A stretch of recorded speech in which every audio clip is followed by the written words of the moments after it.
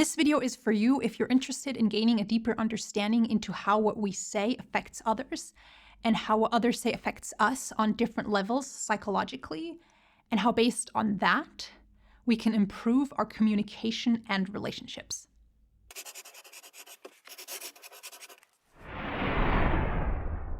Hey everyone, and welcome to Becoming an Expert at Self-Leadership. I'm Maika, a psychologist, and I am very happy that you've tuned into this explanation of one of my all-time favorite psychological models.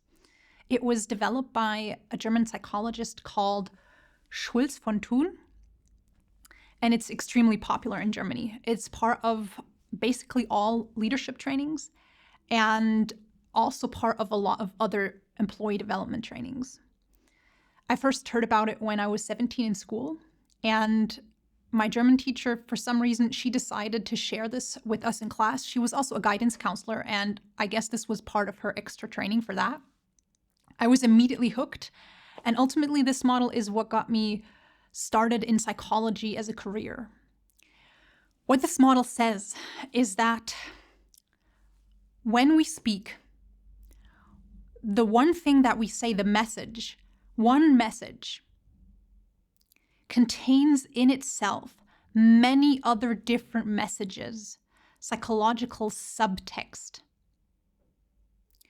And that's what makes communication both interesting and tricky, because what you intended to say may be completely different from what the other person understood.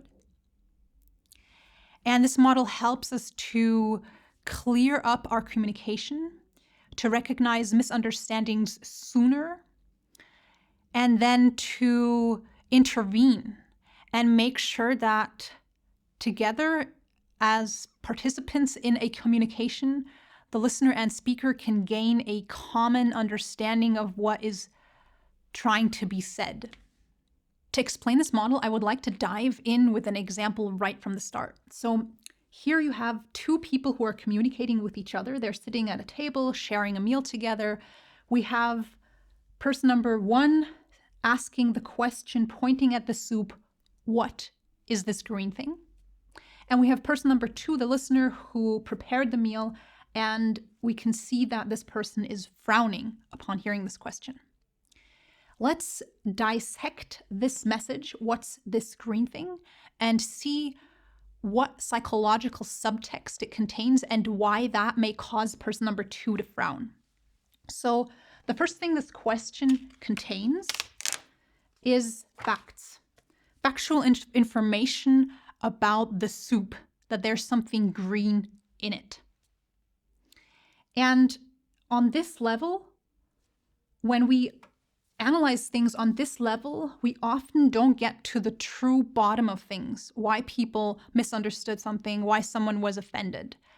And it can be very easy to be hung up on this level of just looking at the facts and forgetting that there's a lot of other psychological subtext when we speak. For example, the type of subtext number two is self-disclosure. Self-disclosure is something we say about ourselves when we speak, or when we communicate, I should say, because we also communicate if we don't speak. And self-disclosure is partly voluntary, that is our self-presentation, the things we consciously want others to know about us, but it is also involuntary or accidental, that is self-revelation, things we reveal about ourselves without necessarily intending to. And in this example, things we learn about the speaker are, for example, that they speak English, that they're awake and paying attention to the food, and that they're interested to know what this green thing is. Based on that, we can also now start guessing other things about them.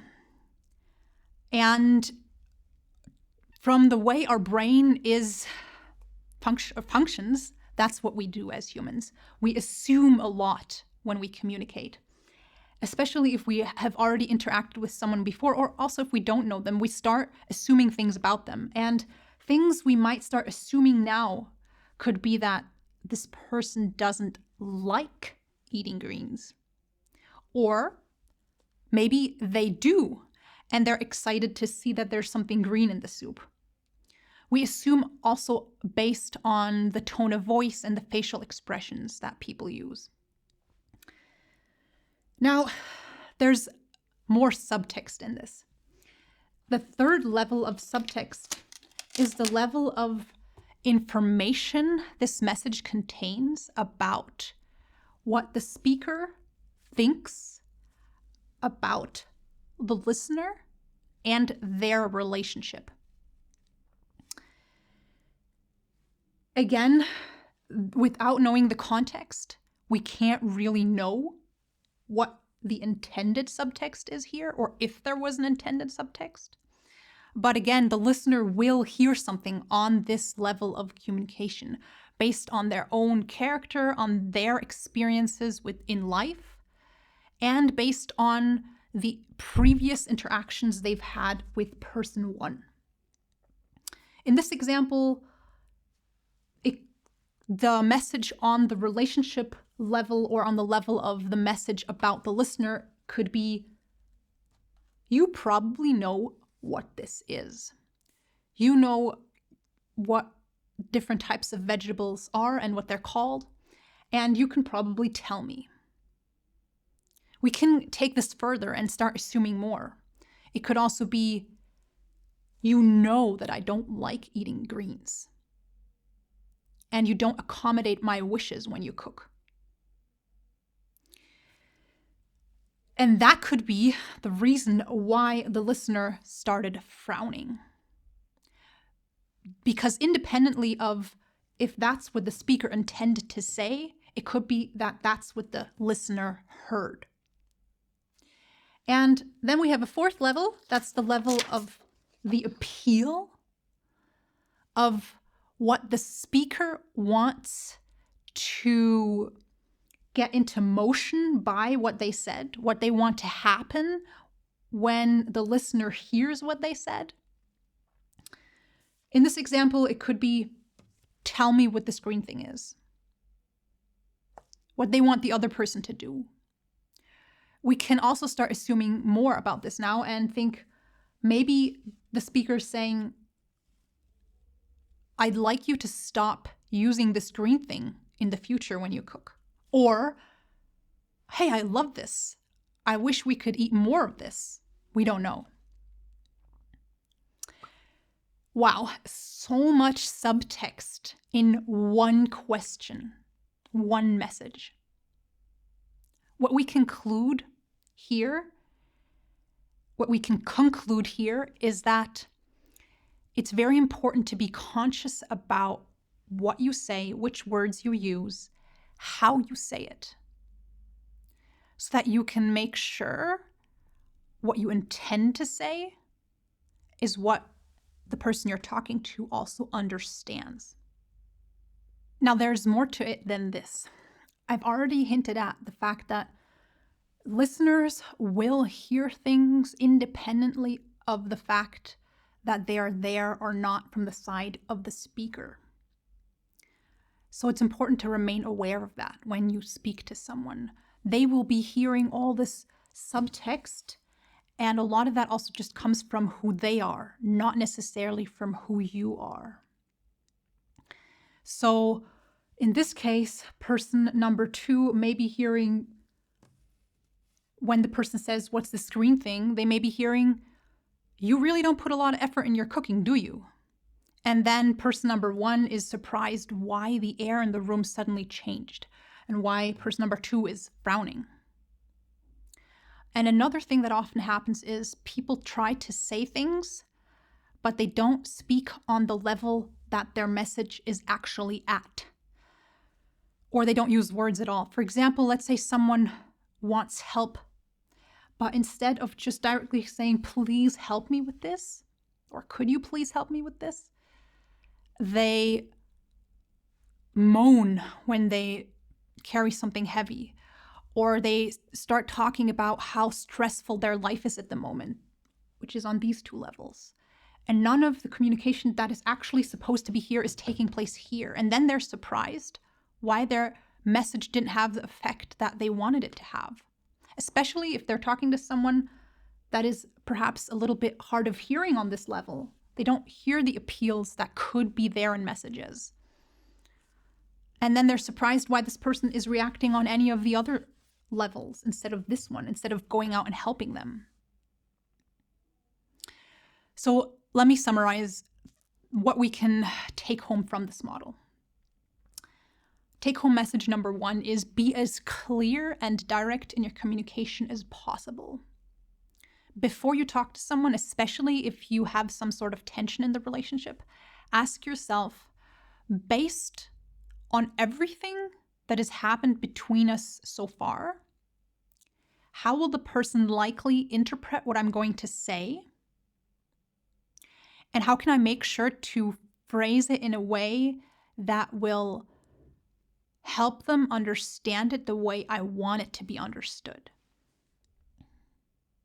Take home message number 2 is check in with your dialogue partner.